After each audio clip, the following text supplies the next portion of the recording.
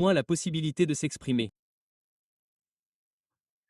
Et cette année, de nombreux dirigeants mondiaux ont condamné les États-Unis et Israël pour leurs crimes contre l'humanité à Gaza.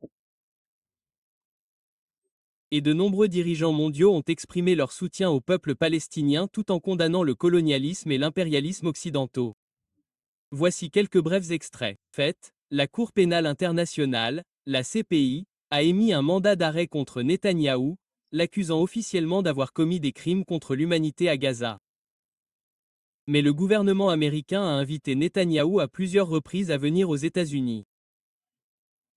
Et en fait, l'administration Donald Trump a imposé des sanctions à la Cour pénale internationale, attaquant la CPI pour avoir osé prendre des mesures contre un allié génocidaire des États-Unis. La presse occidentale, vous ne comprendrez jamais quel est le point de vue des pays qui sont constamment attaqués par les États-Unis, comme le Venezuela ou Cuba. Ce sont des pays qui sont sous le coup de sanctions américaines illégales depuis des décennies. Le gouvernement américain a tenté de manière obsessionnelle de renverser leur gouvernement, en soutenant des tentatives de coup d'État, des opérations de changement de régime et des révolutions de couleur. Eh bien, aujourd'hui, je vais examiner les points saillants de certains des discours prononcés par ces dirigeants mondiaux à la unilatéralement toutes les résolutions appelant à la paix et au cessez-le-feu à Gaza. Les États-Unis ont utilisé leur droit de veto à 6 reprises pour bloquer les résolutions de paix à Gaza au cours des 2 dernières années, depuis octobre 2023. Il y a eu 4 vétos sous l'administration Biden et maintenant 2 vétos sous l'administration Trump.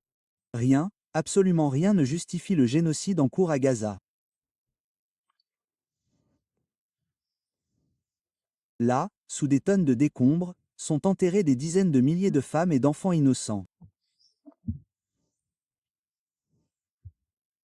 Nous pouvons voir que le droit international humanitaire et le mythe de l'exceptionnalisme éthique de l'Occident sont également enterrés. Et avant tout, nous devons mettre fin au génocide à Gaza.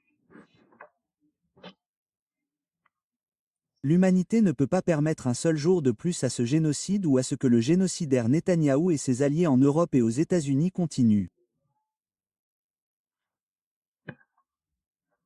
Les Nations Unies doivent faire respecter les décisions de la Cour internationale de justice. Le droit international est la base de la civilisation et de sa sagesse telle qu'elle a été distillée dans l'histoire, et il doit s'assurer que les décisions de la justice internationale sont mises en œuvre. La diplomatie a été mise à l'épreuve à Gaza. Elle n'a pas pu résoudre la situation alors que chaque jour, chaque minute, un missile est tiré et détruit les corps de bébés et d'enfants dans l'État arabe de Palestine. Chaque jour, des décisions, des résolutions sont opposées au veto au Conseil de sécurité. Chaque jour, de plus en plus d'enfants meurent, de plus en plus de bombes, de plus en plus de morts. Pouvons-nous arrêter l'Assemblée générale par un vote à l'Assemblée générale? Oui, c'est ce que nous devrions faire plutôt qu'un vote au Conseil de sécurité, car cela représente un veto. Unis pour la paix en Palestine. Nous devrions établir une force de maintien de la paix pour la protéger. Non, ce dont nous avons besoin, c'est d'une armée puissante de pays qui n'acceptent pas le génocide. C'est pourquoi j'invite les nations du monde et leurs peuples, et surtout, en tant que partie intégrante de l'humanité, à rassembler des armes et des armées et à défendre la Palestine.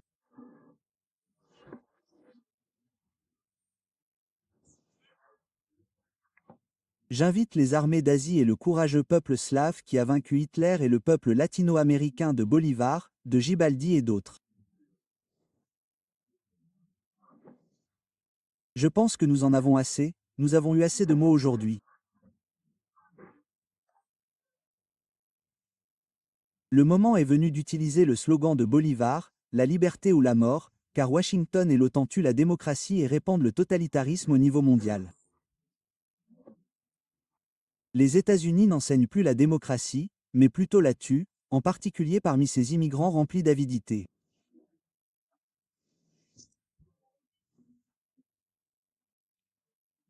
L'ONU devrait commencer son changement en mettant fin au génocide à Gaza avec une armée de libération et de salut, et cela devrait être une décision prise ici à l'Assemblée générale sans aucun veto. Il s'agit du ministre des Affaires étrangères Denis Moncala qui condamne Israël et souligne que le Nicaragua a toujours condamné le colonialisme, l'impérialisme et le fascisme, soulignant qu'Israël suit exactement ces mêmes traces. Nous réitérons notre condamnation historique et permanente du génocide, de la politique barbare de déni du peuple palestinien. Nous condamnons tous les massacres de masse sauvages et brutaux qui sont perpétrés et se propagent au vu et au su du monde entier. Nous condamnons l'État d'Israël tout comme nous avons condamné et condamnons toujours les politiques et les pratiques des autres puissances coloniales, impériales, coloniales et fascistes. Le Venezuela a également exprimé sa solidarité avec la Palestine et condamné la guerre d'agression américaine contre l'Iran. Je suis le ministre des Affaires étrangères du Venezuela, Ivan Hill. Nous sommes solidaires du peuple héroïque de Palestine et nous appelons à la fin du génocide perpétré par le régime sioniste israélien. Nous condamnons les attaques contre l'intégrité territoriale et la souveraineté de la République islamique d'Iran. Alors que les dirigeants du monde entier condamnent le génocide israélien parrainé par les États-Unis à Gaza, ils ont également répété que les États-Unis sont de plus en plus fascistes. Le président colombien Gustavo Petro a d'ailleurs ouvertement comparé le gouvernement américain à l'Allemagne nazie et a qualifié Trump de nouvel Hitler. Écoutez bien. Les vieilles sociétés européennes s'effondrent et les États-Unis applaudissent leur nouvel Hitler. L'Allemagne, pays des grands philosophes, est devenue la proie de l'irrationalisme en 1933 et c'est aujourd'hui ce pays qui devient irrationnel.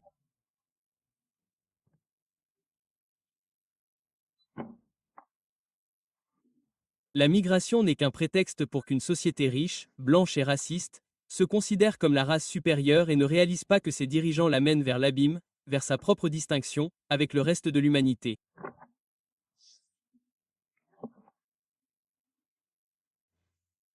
En réponse aux propos du président colombien, le gouvernement américain a imposé des sanctions à Pedro et a révoqué son visa.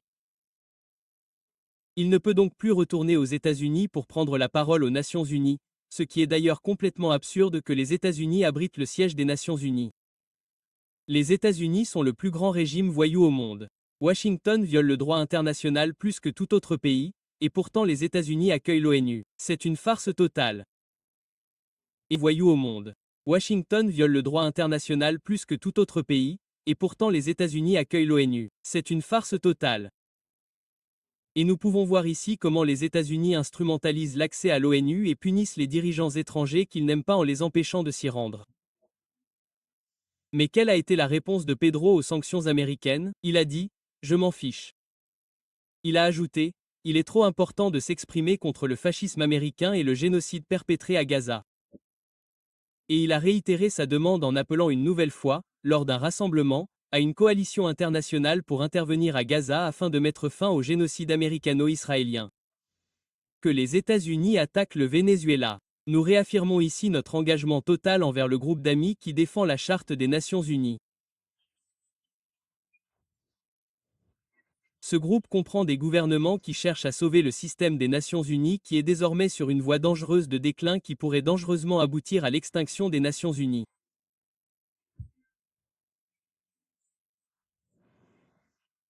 Les nazis d'aujourd'hui, tout comme les nazis d'Hitler hier, s'efforcent de détruire les Nations Unies. Nous nous efforçons de lui rendre sa dignité et de la rendre encore plus forte.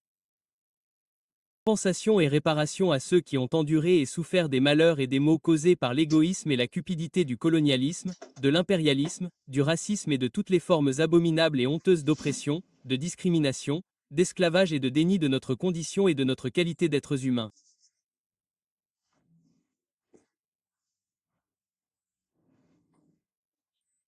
En tant que peuples affligés par la discrimination xénophobe et la barbarie, nous dénonçons par la présente le pillage et la lutte de ce qui nous appartient, nous dénonçons la brutalité et le manque total de compassion avec lesquels nous avons été et sommes toujours traités par des pays dont la richesse repose sur le pillage de nos richesses.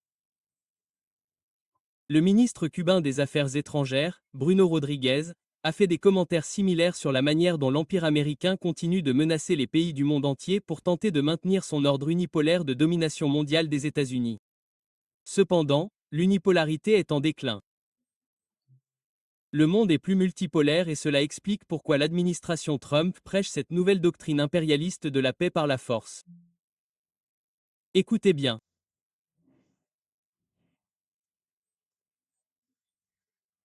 Nous devons rejeter la proposition menaçante d'une nouvelle doctrine qu'ils appellent la paix par la force, ce qui revient à imposer la volonté arbitraire de l'impérialisme américain à tous par la menace, la coercition et l'agression.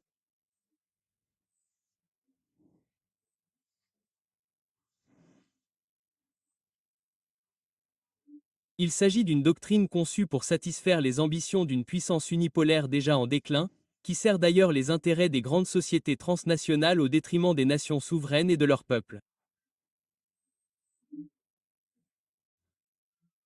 Un autre thème majeur soulevé par de nombreux pays du Sud est la manière dont la dette est utilisée par les États-Unis, et en particulier par Wall Street, comme une nouvelle forme de colonialisme. De nombreux pays pauvres d'Amérique latine et d'Afrique sont pris au piège d'une dette qui, au bout du compte, ne peut être remboursée et qui est due à de riches investisseurs et à des fonds vautours de Wall Street, mais aussi de la City de Londres. Le ministre cubain des Affaires étrangères a condamné cela comme une nouvelle forme de colonialisme. La dette extérieure des pays en développement, déjà remboursée plusieurs fois, continue de croître, accumulant des intérêts astronomiques, ce qui constitue une nouvelle forme de colonisation. Le président colombien, Gustavo Petro, a également qualifié ces pièges de la dette dans lesquels les États-Unis, Wall Street et Londres ont piégé les pays du Sud comme une nouvelle forme de colonialisme. Il a déclaré qu'il devrait y avoir des échanges de dettes afin que les pays du Sud puissent se tourner vers les technologies vertes et les énergies renouvelables, et que le monde puisse s'éloigner des combustibles fossiles. Les pays impérialistes occidentaux doivent cette dette climatique aux pays du Sud. La dette des pays du Sud devrait donc être annulée en retour dans le cadre de cet échange. Et Petro a également souligné qu'il était complètement absurde d'attendre de tous ces pays du Sud qu'ils paient toute cette dette envers Wall Street. Elle ne sera jamais payée. Au lieu de cela, les États-Unis vont faire cuire la planète avant même que cette dette ne soit remboursée. Vous savez, Donald Trump se vante du fait que les États-Unis sont le premier producteur mondial de pétrole et de gaz. Et son slogan est « Forêt, forêt, forêt ». Il donne le feu vert total aux grandes compagnies pétrolières pour augmenter massivement leur production tout en fermant toutes les énergies vertes. Gustavo Petro, les pays les plus pauvres doit être annulé. Il devrait y avoir des échanges de dettes pour l'adaptation et l'atténuation et des investissements dans la crise climatique. Donc, eux, les gens des États-Unis et ceux de Wall Street, de Londres, vous voulez collecter les paiements d'intérêts de la dette de nos pays.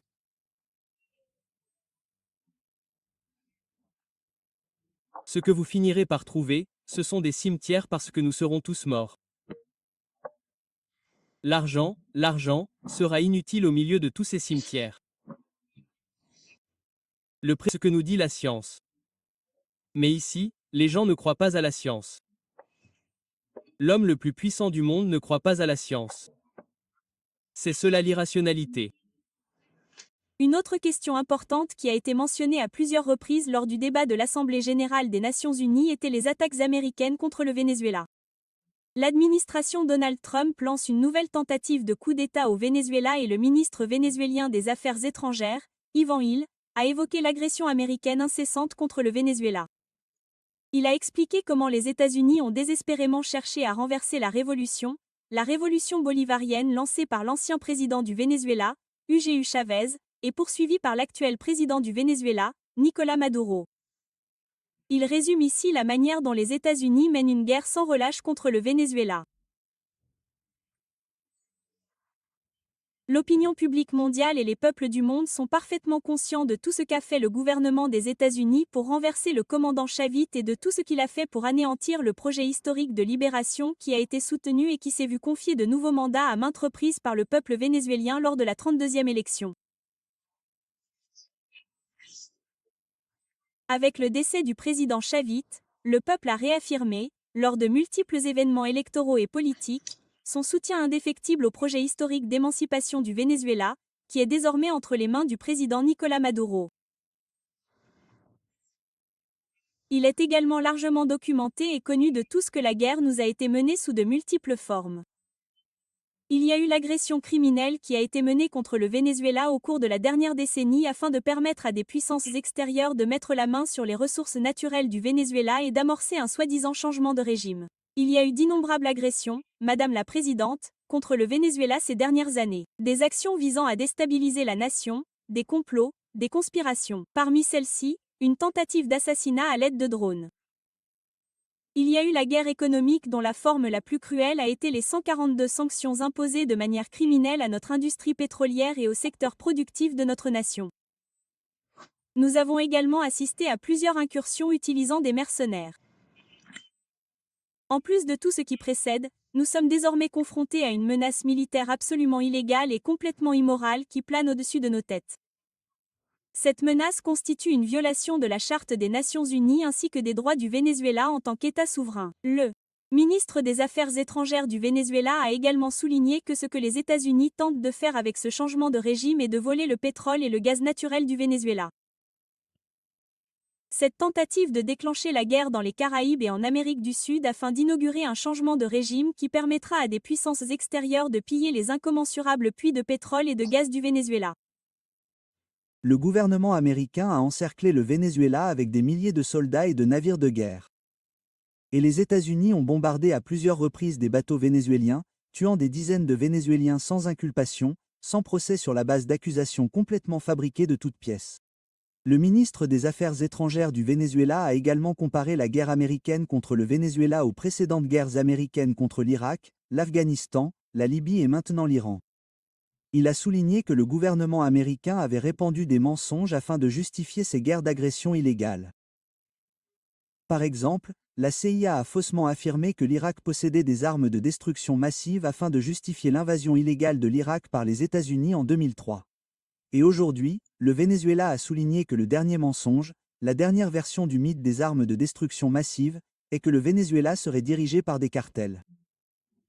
Et l'administration Trump prétend de manière absurde qu'elle essaierait soi-disant de mettre fin au trafic de drogue, ce qui est complètement faux. C'est juste l'excuse absurde que Trump utilise pour justifier sa guerre contre le Venezuela.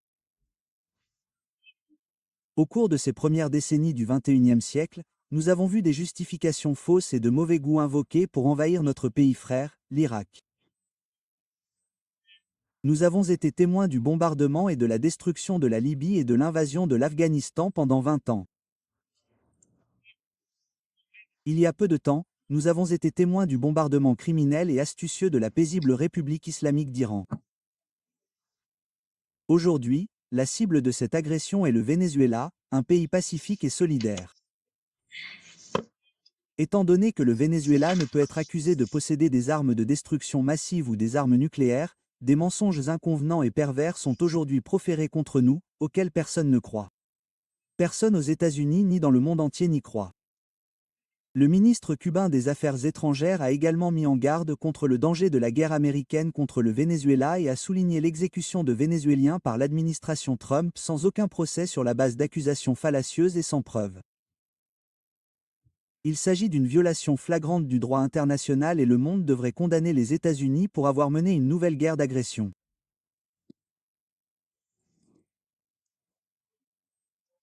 Dans les Caraïbes, nous assistons aujourd'hui à la menace imminente d'une guerre avec un déploiement naval et aérien extraordinaire de nature offensive totalement injustifié, impliquant des missiles atterrissant sur des navires d'assaut et des sous-marins nucléaires.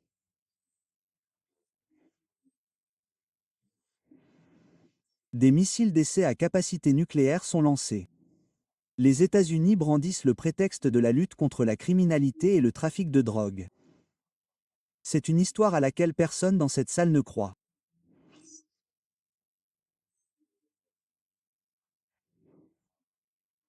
L'attaque et la destruction de bateaux non identifiés, l'assassinat ou l'exécution extrajudiciaire de civils, l'interception de bateaux de pêche et les actions agressives des États-Unis génèrent une situation dangereuse qui viole le droit international et menace la paix et la sécurité régionale.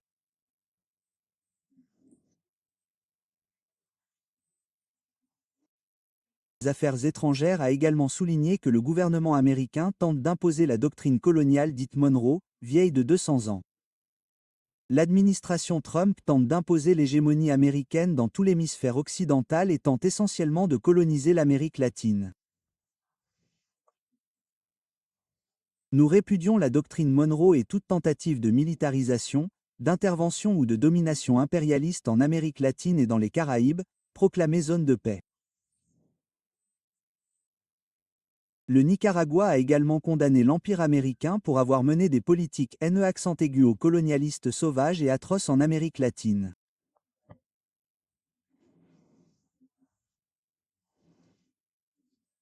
Avec tous les peuples du monde, nous condamnons catégoriquement les politiques haineuses et exécrables de blocus économique criminel, d'agression par des mesures coercitives, arbitraires et unilatérales, ainsi que les terribles politiques migratoires qui ignorent les droits de l'homme, qui les violent et qui sont le reflet et le miroir de l'égoïsme et du mépris de ceux qui pensent posséder le monde.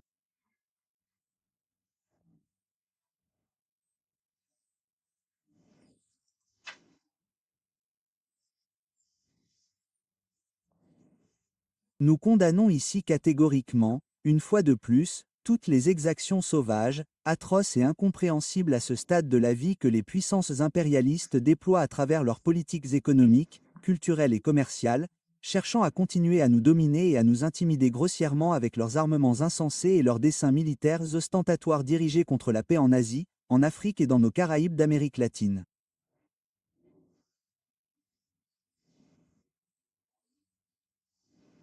Maintenant, j'ai mentionné plus tôt que j'allais parler davantage des problèmes avec les Nations Unies.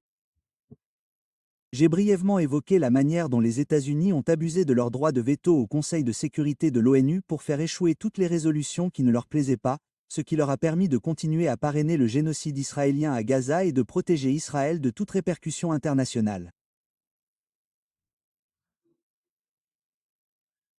Ce sont de grands pays qui n'ont pas de siège permanent au Conseil de sécurité. Il est donc clair que le Conseil de sécurité est une sorte d'institution coloniale qui doit être fondamentalement transformée. Le président colombien, Gustavo Petro, a souligné qu'aujourd'hui, aux Nations Unies, les pays n'ont pas vraiment voix au chapitre. Ils ont le droit de s'exprimer, bien qu'ils soient ignorés par les médias occidentaux. Mais lorsqu'il s'agit de voter, leur pouvoir leur est refusé car les États-Unis abusent de leur droit de veto. Aujourd'hui, les Nations Unies traversent une crise et il est nécessaire de les transformer. Aujourd'hui, nous avons des États-nations réunis ici qui n'ont plus de pouvoir et qui, quel que soit le nombre de leurs votes, sont ignorés. C'est également une question qui a été soulevée par le ministre des Affaires étrangères du Honduras, Javier Bou. Il a souligné qu'il y a de multiples guerres qui font rage dans le monde aujourd'hui et que les États-Unis alimentent à peu près toutes ces guerres, mais que l'ONU ne peut pas les arrêter car les États-Unis ont un droit de veto. Le représentant du Honduras a donc souligné qu'il fallait une transformation fondamentale de l'ONU. Le monde n'est pas en paix.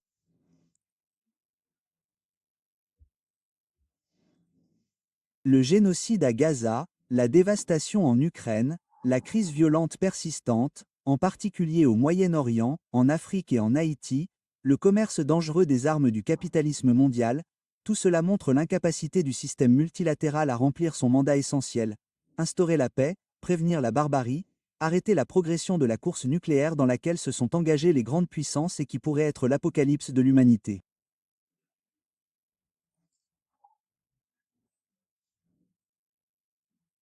Nous rejetons catégoriquement le fait que les décisions les plus importantes en matière de paix et de sécurité dans le monde soient confinées entre les mains de 5 membres permanents du Conseil de sécurité.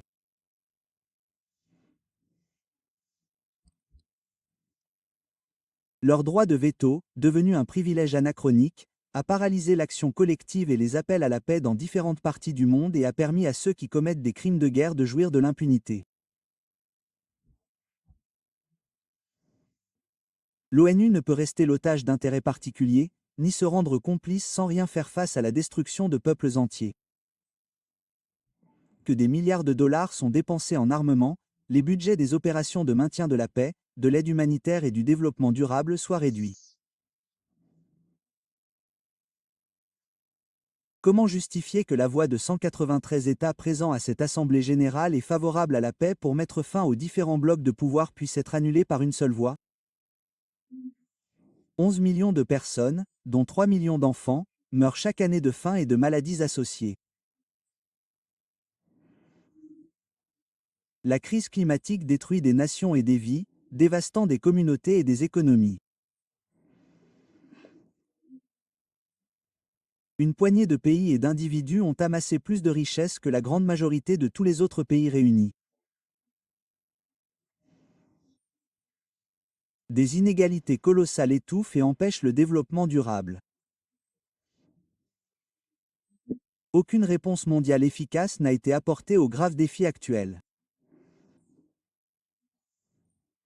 Cela ne pourrait pas être le cas, car l'ordre mondial actuel reflète une époque révolue où la plupart des pays en développement n'existaient même pas en tant qu'États indépendants.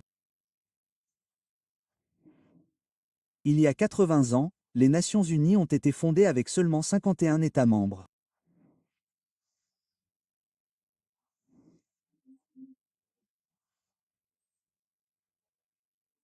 Aujourd'hui, nous en sommes 193. La priorité la plus urgente est de créer un nouvel ordre international qui garantisse la paix, le droit au développement, l'égalité souveraine, la participation et la représentation des pays en développement dans les décisions politiques mondiales, qui assure le bien commun et la prospérité en harmonie avec la nature et qui garantit l'exercice de tous les droits de l'homme pour tous.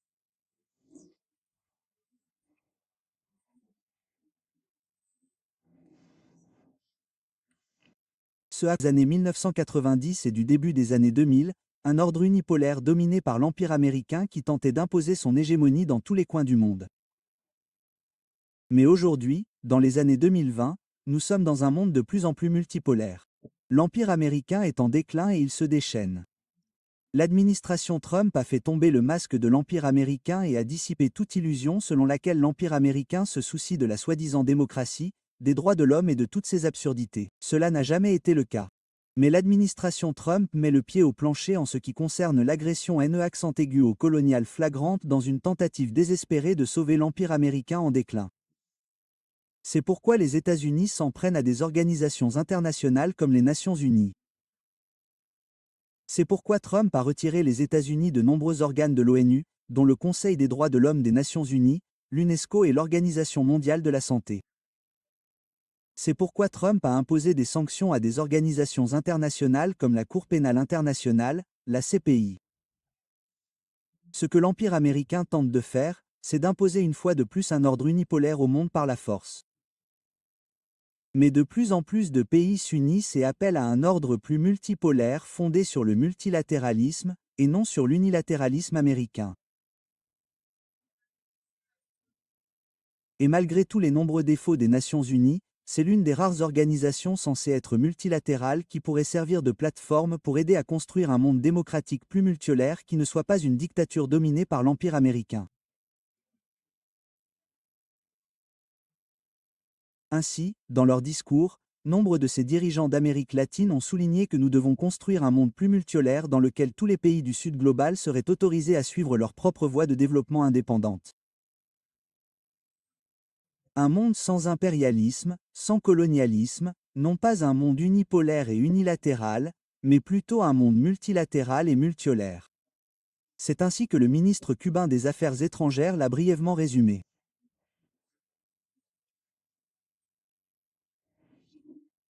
Aspirons à une nouvelle coexistence civilisée dans laquelle la solidarité, la coopération internationale et le règlement pacifique des différends prévaudront comme alternative à la guerre, au recours à la force, à l'agression et à l'occupation, opposés à la domination unipolaire et à l'hégémonisme.